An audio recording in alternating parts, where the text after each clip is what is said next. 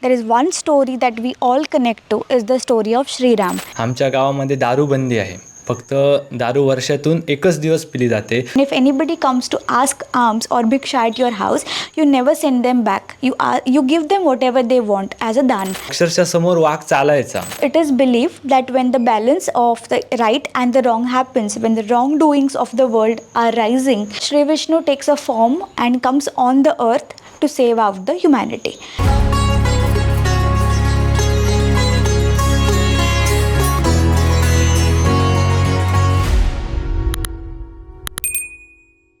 Namaste, this is Sawani Shetye. I'm an archaeologist and welcome to my YouTube channel. This YouTube channel is all about different hidden gems in Bharat where we show the real history, our culture to the world. So as all of you know that I've been researching about Kaavi art of Goa, Maharashtra and Karnataka since 2015, and I've visited so many temples which has Kaavi art in all these three states.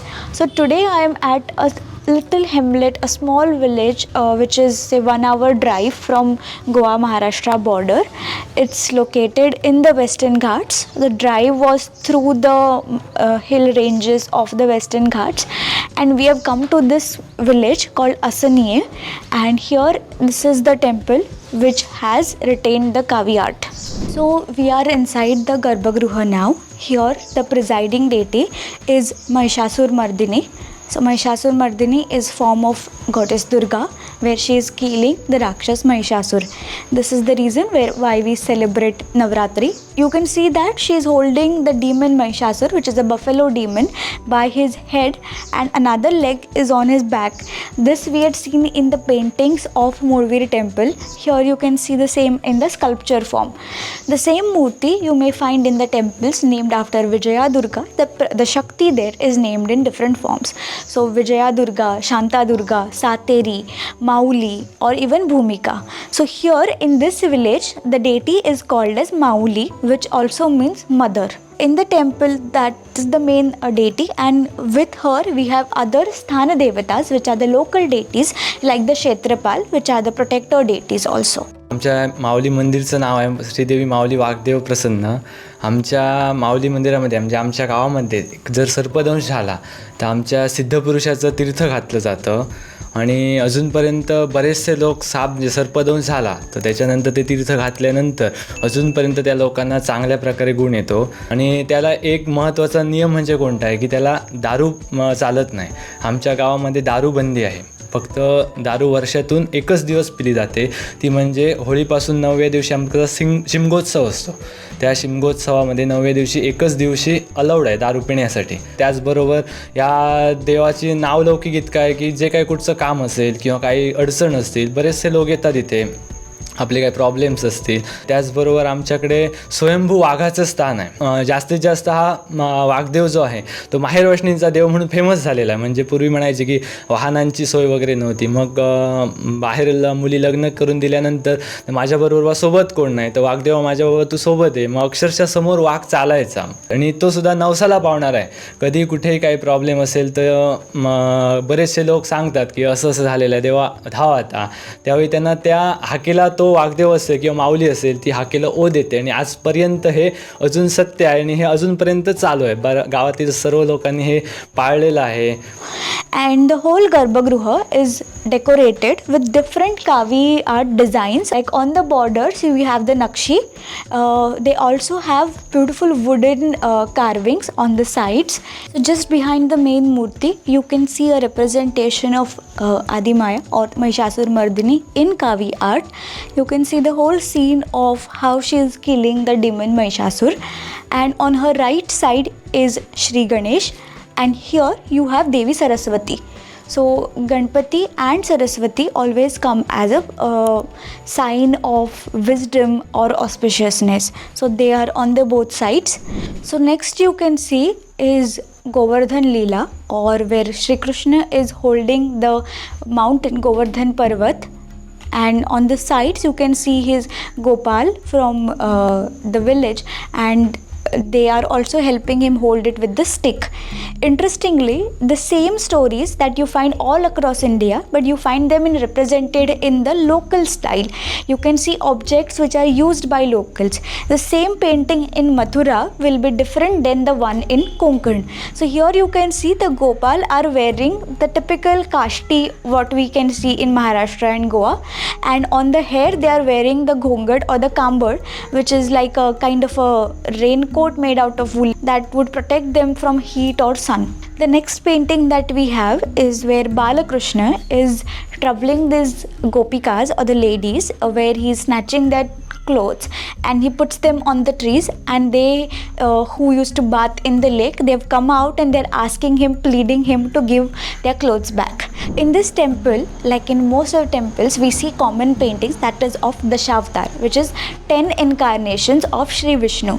So it is believed that when the balance of the right and the wrong happens, when the wrongdoings of the world are rising, Sri Vishnu takes a form and comes on the earth to save out the humanity. Because they've kept things here, we cannot see all the paintings, but we guess there could have been maybe Matsya and Kurma here. We don't know because it's covered by this palanquin. Here we have the Varaha avatar, which is the form of boar. So it was believed that the Prithvi was getting drowned in the Pralay, which is the floods, and he comes out and on his protruding nose he saves out the earth or Bhudevi. So here you can see earth, which they've shown in round. So the whole idea that the Europe told us the earth was round is actually you can find here. So here we have another incarnation, that of Narsimha. So Narsimha takes avatar for Bhakta Prahlad. Bhakta Prahlad is a devotee of Sri Vishnu, but his father Hiranyakashipu is a demon, and then he asks, if you think your God Vishnu is everywhere, is he also in this pillar? So you can see this broken pillar here, like these two, and he kind of kicks on the pillar and asks him if there is any lord inside. So then Sri Vishnu comes out from the pillar in form of a half lion, half man, because Hiranyakashipu has a vardhan that he cannot be killed by a full man or by a full animal. So Hiranyakashipu, he asks for the blessing that he will never die, but the Brahmadev gives him blessing that he has to die, but with this condition: no man can kill him, no animal can kill him, he cannot be killed in the daytime, he cannot be killed in the night time, he cannot be killed on the earth, he cannot be killed in the sky.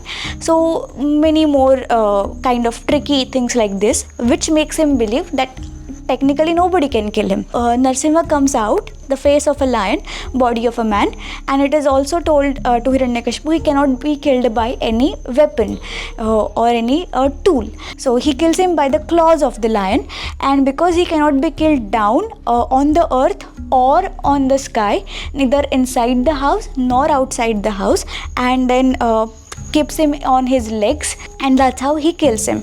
On the sides behind this pillar you also have Bhakta Prahlad who is worshipping. So here we have the Vaman avatar, or the dwarf form of Sri Vishnu's incarnation. So here this is King Bali. Bali is the king from the demon, but he is not like the Rakshas. He comes from the Asur clan, but he kind of takes over the whole earth. Vishnu comes during his puja as a bhikshu, or where he is coming to ask for alms. And it's been a tradition, if anybody comes to ask alms or bhiksha at your house, you never send them back. You give them whatever they want as a dan. So he asks him, what do you want? So he says, I need land which can be covered by my 3 steps. So Raja Bali says, okay, I will give you that. So when Vaman avatar takes the form of a giant, and he first by his first step he covers the earth, second step he covers the sky, and third one is the patar. So in the corner here we have one more incarnation, that is of Parshuram. So you can see he is holding the Parshu X here, that is Parshuram. So this painting here, though it is covered by this tarang, so here is Dashanand Ravan, and here is Sri Ram killing the Ravan. They have also written on his arrow Ram. So this text, if at all, if we didn't know the story, this could help people identify what the story was about. So this is Sri Vitthal or Pandurang, and with him is his wife or the consort Rakhumai. In many traditions, it is believed that instead of Buddha, Sri Vitthal is the ninth incarnation. We had seen this tradition exactly similar in Mauli Temple in Pedne, Goa. And the last one, which has not happened yet, which will happen with this incarnation of Kalki, which is also shown sometimes as seated on a horse or shown as half horse, half human. Here we have a representation of a Malla Yuddha or a Kushti kind of a fight happening. We don't know if this is from a story because again the context is lost. So this is one image that we have seen here. There's this person sitting there and one maybe a deity or someone kind of cutting his hair or killing. We don't understand what exactly the story is. Any one of you knows the story, please let us know in the comment section. When you're studying or exploring Indian temples or any paintings of Indian styles, you see designs of two types. First is monoscenic, which means mono is single scene, where there is one design, one box. In that you understand the whole story because there is that one element of that story which is very identical or significant, where based on that one design you can understand the whole story. And as I've always been mentioning, there would be a sutradhar or somebody from the village who could take you around and explain the stories. Another part, the second type, is narrative paintings. In narrative paintings, the story moves from one panel to another and there is a connection. So it could be narrative as a long narration where there could be scene 1, scene 2, scene 3 and going further, or maybe just one or two scenes.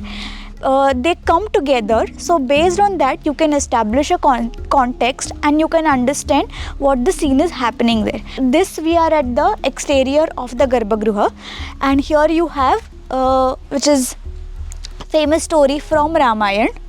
So there's a deer, and here Ram and Lakshman. Sita, Ram and Lakshman are in the Vanvas. They are staying in the forest. Sita sees a golden deer and that keeps running from one place to another. That takes her attention and she craves to have that deer for her. So she requests Ram to go and get that deer. So what is called as Suvarna Harin. So Ram and Lakshman go in the jungle, in the forest, to catch that deer. That deer is not a real deer. It's actually a Rakshas named, demon named Marich, who is a relative of Ravan. So, and at the same time, Sita is alone in her house, in another kuti that they have built, and there Ravan dresses up as a sadhu, and then he goes to ask for alms or bhiksha. So that story continues here. So in the second panel, what you can see is here, this is the sadhu. You can see his leg is like he's maybe they may have marked the Lakshman Resha or the line that is the magical line or the protective line that Lakshman draws while he leaves to follow Ram. So Lakshman tells Sita not to cross that Lakshman Rekha, that's the protective line. At the same time, when Ravan comes, he understands that he cannot cross that line. There is a power that protects and that divides. So he asks Sita to come out and give him the bhiksha. So Sita goes out, and as we all know the story, what happens is Ravan turns into Ravan and then captures Sita and takes her.